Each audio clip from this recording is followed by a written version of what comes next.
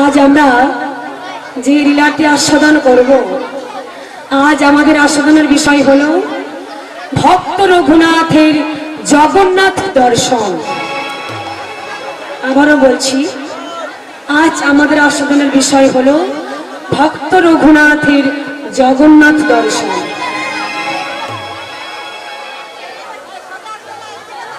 ভক্ত নদীর ঘাটে বসে বসে হরিনাম গাইছে, ভগবানের নাম গাইছি।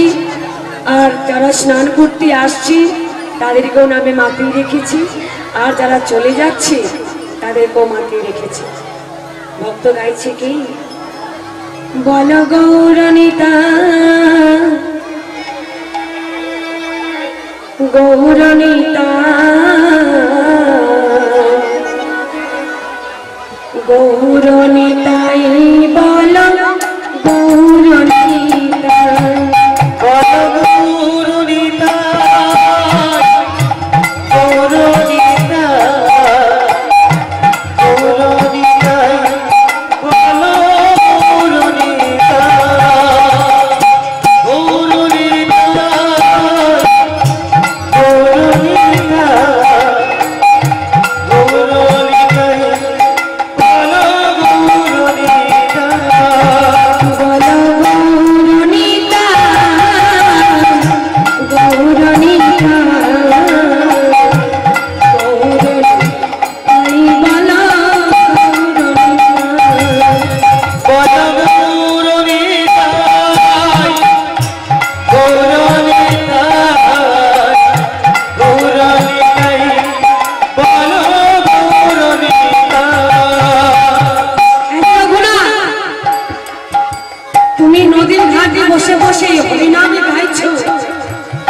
সবাইকে হরিনাম শুনিয়ে মাতিয়ে রেখেছ, কিন্তু তুমি কি জানো তোমার বাড়িতে কি সর্বনাশ হয়ে গেছে? হে শ্রী গৌর ভক্ত মন্ডলী, এই রঘুনাথে বলি এক ভক্তির কথা আপনারা শুনবেন। যে ওই রঘুনাথ এমন ভক্ত ছিল, যখন ছোট ছিল এমন ভাবি তাদের গ্রামে হরিবাসর হয়েছিল। ওই ছোট্ট রঘুনাথ শুনতে যেতে চেয়েছিল, কিন্তু তার পিতা মাতা তাকে যেতে দেয়নি। তাকে কোমরে দড়ি দিয়ে বেঁধে রেখেছিল। পরের দিন সকালবেলা যখন ওই রঘুনাথের পাশ থেকে নগর কীর্তনের দল দুটি বাহু তুলে নেচে নেচে যাচ্ছিল মা, তখন ওই রঘুনাথ কোমরে দড়ি বাঁধা অবস্থায় দুটি বাহু তুলে বলেছিল, আমি ওদের মতো কবে দুটো হাত তুলে হরি বল বলে সেই জগন্নাথ দর্শন করে চলে যাব। হে শ্রী গৌর ভক্ত মন্ডলী, এই হরিনাম যদি আপনি একবারও করেন বাবা, হরিনাম করলে কি হয়, এই হরিনাম যদি আপনি একবারও করেন, ভগবান আপনাকে দুহাত ভরে টাকা পয়সা দেবে না বাবা, কিন্তু আপনি তৈরি থাকেন, আপনার মৃত্যুর পর আপনাকে আর নরকে যেতে হবে না। আপনার মৃত্যুর পর আপনাকে ভগবান তার চরণে ঠিক জায়গা দেবেই দেবে। এটা হলো সমর্পণ। তাই গৌর হরি বল, দুটি বাহু তুলে হরি বল বলে ফেললাম। আর সেই ছোট্ট রঘুনাথ আজ কত বড় হয়ে গেছে, নদীর ঘাটে বসে বসে সবাইকে হরিনাম নিজে গাইছে, সবাইকে হরিনাম শুনিয়ে মাতিয়ে রেখেছে। আর এক মরল মশাই বলে উঠলেন, এই যে রঘুনাথ, তুমি হরিনাম শুনিয়ে সবাইকে মাতিয়ে রেখেছ, কিন্তু তুমি কি জানো তোমার বাড়িতে কি সর্বনাশ হয়েছে? কি হয়েছে মরল মশাই? শুনবে, তোমার মা মারা গেছে। কি বললি? মা মারা গেছে? গেছে গেছে বল গৌরনিতা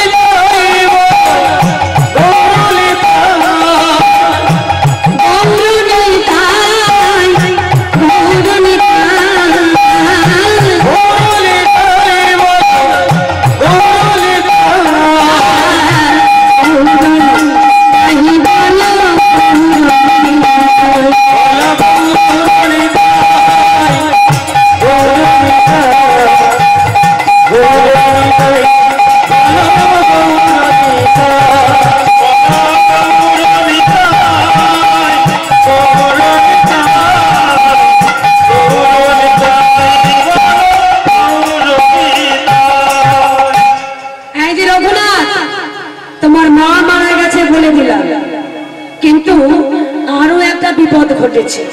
কি জানো? তোমার স্ত্রী অন্নপূর্ণা। মোড়ল মশাই, আমার অন্নপূর্ণার কি হয়েছে মোড়ল মশাই? বলুন বলুন মোড়ল মশাই, কি হয়েছে? তোমার স্ত্রী অন্নপূর্ণা তার বাপের বাড়ি থেকে লোক এসে তাকে সারা জনমের মতো নিয়ে চলে গেছে। কেন কেন কেন মোড়ল মশাই, কেন শুনবি?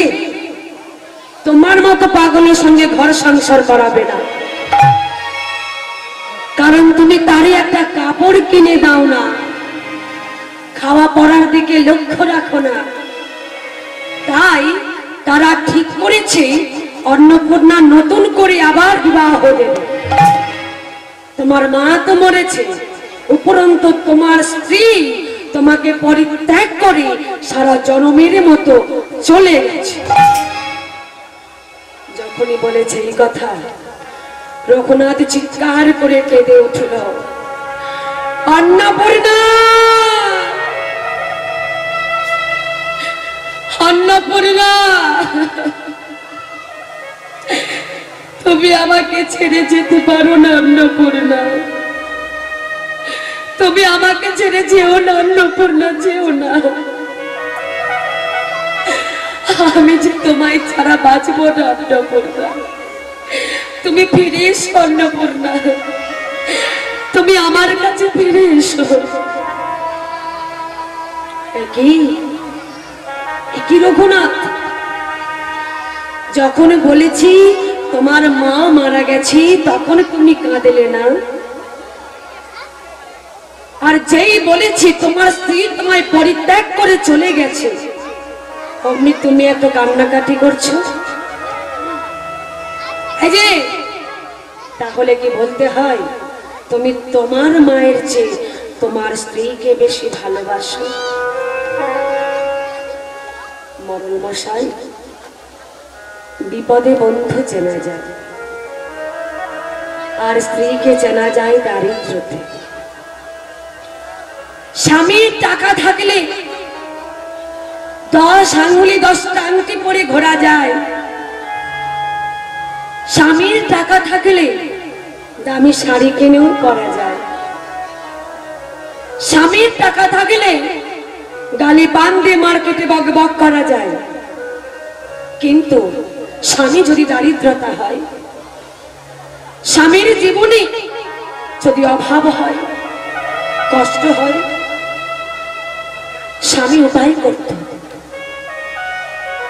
এক সময় কাজে যেতে যেতে হঠাৎ তার অ্যাক্সিডেন্ট হলো। ওই অ্যাক্সিডেন্টে দুটো পা কেটে চলে গেল।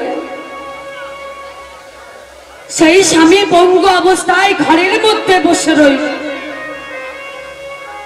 যদি কোন স্ত্রী যদি সেই স্বামীকে সারা জনম সেবা করে, কোন স্ত্রী যদি সেই স্বামীকে সারা জনম দেখে, তাকেই তো প্রকৃত স্ত্রী বলা যায়, তাই না মোড়ল মশাই? ও মোড়ল মশাই, আমি আমার মাকে মা বলে ডাকি না, কিন্তু আমি আমার স্ত্রীকে বড় ভালোবাসি। মোড়ল মশাই, ও মা, বাবা, মাকে মা বলে ডাকবে না, অপরাধ হয় না?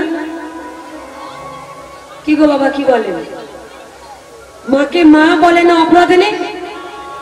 প্রশ্ন তো আসতেই পারে যে মাকে মা বলে ডাকবে না, অপরাধ হয় না? না।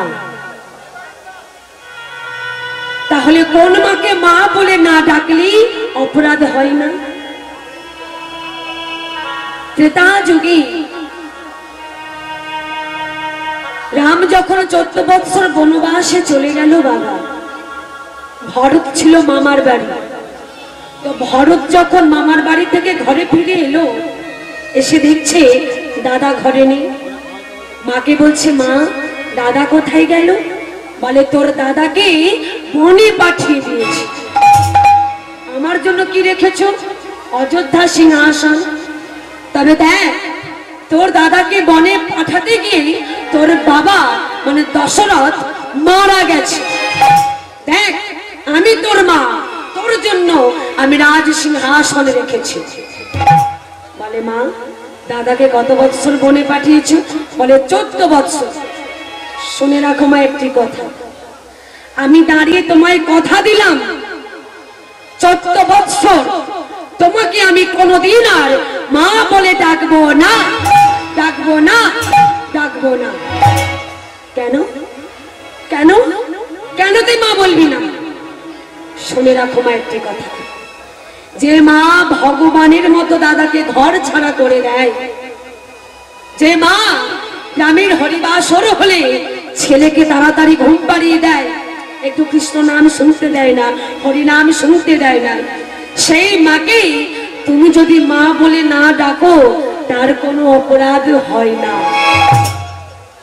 আবার মা, যে মায়ের মতো মা, সেই মাকে তুমি যদি মা বলে না ডাকো তার তো অপরাধ হবেই হবে না। এর উল্টো, যে মা সংসারে যতই অভাব হোক, কষ্ট হোক, তবু ছেলেকে বলে জানা বাবা, হরিবাসরে কীর্তন হচ্ছে, একটু হরিনাম শ্রবণ করে আয়। আরে জীবনে তুই অনেক লেখাপড়া করবি, অনেক কিছু করবি, কিন্তু এই দিনটা বারে বারে ফিরে আসবে না রে। যা, অন্তত একটু হরিনাম শুনে আয়। যদি সেই মা সন্তানকে ধর্মের পথে ঠেলে দেয়, সেই মাকে তুমি যদি মা বলে না ডাকো তার অপরাধ হবেই হবে। তাই মরল মশাই, আমি আমার মাকে মা বলে ডাকি না, কিন্তু আমি আমার স্ত্রী অন্নপূর্ণাকে খুব ভালোবাসি। ও মায়েরা, মায়েরা চুপ করে বসে থাকলে হবে? কিছু কথা বলুন। আমার শিবরাত্রি করা হয়, এই তুমি করো। ও মা, শিবরাত্রি করা হয়? কাদের বলি? ঠান্ডা লাগছে নাকি? কি হয়েছে? ও মায়েরা, শিবরাত্রি করা হয়? জোরে বলুন। করা হয় তো? আচ্ছা, শিবরাত্রি করে কিসের জন্য? তখন থেকে ভুল ভাল বলে যাচ্ছে, মুখে আঙুল দিয়ে বসো। মা শিবরাত্রি করে কিসের জন্য?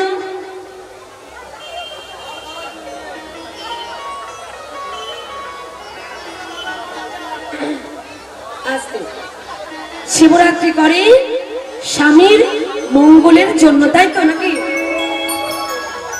আমি শিবরাত্রি দিন গান সেরে বাড়ি ফিরেছি, দেখি আমাদের পাড়ার এক ঠাকুমা ব্রত করেছে। তা আমি বলি, ও ঠাকুমা ব্রত করেছো? বলে হ্যাঁ রে মন ব্রত করেছি। যখনই বলেছে এই কথা যে ব্রত করেছি, আমি বলি শিবরাত্রি করে স্বামীর মঙ্গলের জন্য, আর তোমার তো স্বামী নেই, তুমি কার জন্য ব্রত করেছো? বলে ওই জন্যই তো করেছি। আরে ওই জন্য মানেটা কি? হ্যাঁ, স্বামী নেই ব্রত করেছে। আমি তখন বললাম যে ঠাকুমা ব্রত যখন করেছো তাহলে শিবের কাছে তুমি কি চাইলে ঠাকুমা? বলে আমি চাইলাম, আমি শিবকে জানালাম, ওগো ঠাকুর গো, যে বুড়োটাকে আমি এ জন্মে স্বামী রূপে পেয়েছিলাম ওকেই যেন আবার 12 জন্মে স্বামী রূপে পেতে পারি। আমি বলি বাহ, দারুণ কথা। আর একটু এগিয়ে গেলাম, এগিয়ে গিয়ে দেখি এক পাড়ার বৌদি ব্রত করেছে। ও বৌদি, ব্রত করেছো নাকি? বলে হ্যাঁ রে, ব্রত করেছি। সেই সকাল থেকে না খেয়ে ব্রত করে উপোস করে বসে আছে। আমি বলি আচ্ছা, তাহলে তুমি শিবের কাছ থেকে কি চাইলে? বলে আমি শিবকে জানালাম, ওগো ঠাকুর গো, ওকে পাল্টে দাও। যখনই বলেছে এই কথা পাল্টে দাও, আমি তো শুনেই অবাক। আমি বলি পাল্টে দাও মানেটা কি? কাকে পাল্টে দেবে? দাদাকে?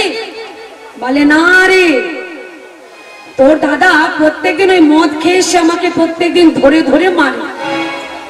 তাই আমি শিবকে জানালাম, ওগো ঠাকুর গো, ওকে একটু পাল্টে দাও, আমার স্বামীকে একটু পাল্টে দাও।